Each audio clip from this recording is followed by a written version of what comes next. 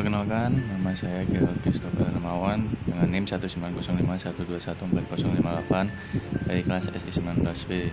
Di sini saya akan menjelaskan tentang apa itu standarisasi jaringan. Apa sih standarisasi jaringan itu? Sebuah aturan main atau protokol yang digunakan agar semua hal atau pekerjaan dapat berjalan dengan baik. Berikut kegunaan standarisasi itu. Yang pertama adalah untuk dapat digunakan banyak orang, contohnya seperti hardware handphone di mana harus memiliki sebuah kriteria kartu SIM, frekuensi sinyal, dan sebagainya. Lalu yang kedua adalah untuk memudahkan komunikasi satu sama dengan yang lainnya. Untuk yang ketiga, memudahkan dalam melakukan pekerjaan, contohnya seperti pembuatan kabel, jenis crossover, dan strike atau yang biasa disebut T568A dan T568B. Selanjutnya adalah macam-macam standarisasi jaringan komputer. Komputer dalam jumlah banyak sekali dapat vendor hardware maupun software yang selalu bersaing dalam dunia pasar dengan memberikan produk atau temuan-temuan baru dengan memberikan berbagai kelebihan. Situasi semacam ini member kondisi yang semakin rumit karena jika kita membeli produk dari vendor yang satu dan kita hendak menggabungkannya dengan alat atau produk dari vendor lain menjadi tidak sesuai atau not supported dengan alat atau produk. Untuk mengatasi masalah ini, maka dibentuk suatu badan organisasi yang bertugas menstandarkan produk-produk dari semua vendor. Yang pertama ada ITU, International Telecommunication Union, untuk berperan sebagai organisasi yang menstandarisasi komunikasi telepon, dibentuk tahun 1865 oleh beberapa negara Eropa, di mana pada saat itu berperan untuk standarisasi kode Morse atau telegram. ITU memiliki 3 layanan pokok, yaitu Radio Communication Sector (ITUR), lalu ada Telekomunikasi Standardization Sector, di mana dimulai tahun 1956 hingga 1993. Dikenal sebagai CCITT, Komite Konsultatif Internasional. Selanjutnya adalah Telegram Equate. Telegram ini salah satu yang sudah distandarisasi.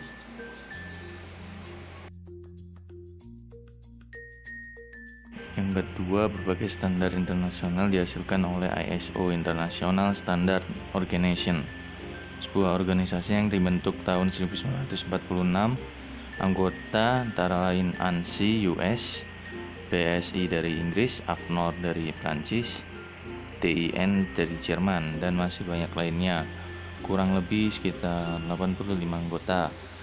Organisasi lain turut bermain dalam standarisasi dunia adalah IEEE, Institute of Electrical and Electronics Engineer.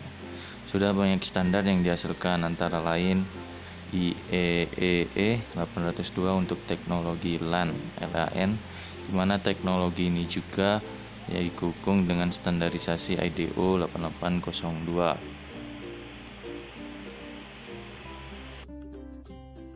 Yang ketiga, organisasi standarisasi untuk internet. Untuk standarisasi ini memiliki mekanisme tersendiri yang berbeda dengan ITUT maupun ICO. Mekanisme ini dibentuk pada awalnya dari sebuah komite informal yang dibentuk oleh DUT setelah ARPANET terbentuk, yang bisa disebut IAB, Internet Activities Board.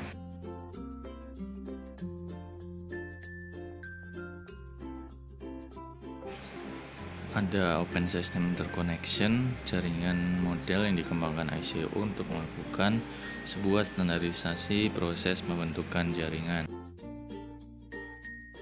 Lalu ada application, lapisan paling atas dari model USI layer yang memiliki tanggung jawab menyediakan sebuah interface antara protokol jaringan dengan aplikasi yang ada pada komputer seperti SMTP, FTP, HTTP, Telnet, WWW, NFS, SNMP, dan lain-lain.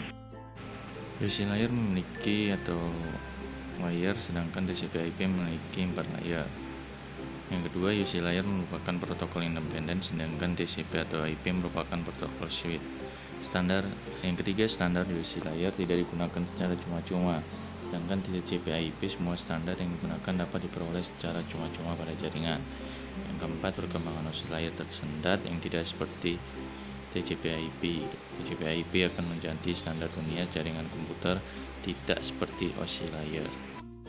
Presentasi layer bertanggung jawab mendefinisikan sintaks yang digunakan oleh jaringan untuk berkomunikasi dan melakukan proses enskripsi atau deskripsi informasi atau data anggara. Mampu digunakan pada lapisan aplikasi seperti JPG, PNG, GIF, MKV, dan lainnya. Physical layer ini merupakan layer terendah yang bertanggung jawab mentransmisikan data digital dari physical perangkat pengirim menuju physical layer perangkat penerima melalui media komunikasi jaringan seperti internet, RJ45, NRZL. Standar komunikasi data yang digunakan jaringan internet untuk menukar data dari satu komputer ke komputer lain dalam jaringan. Cukup sekian penjelasan dari saya di video kali ini.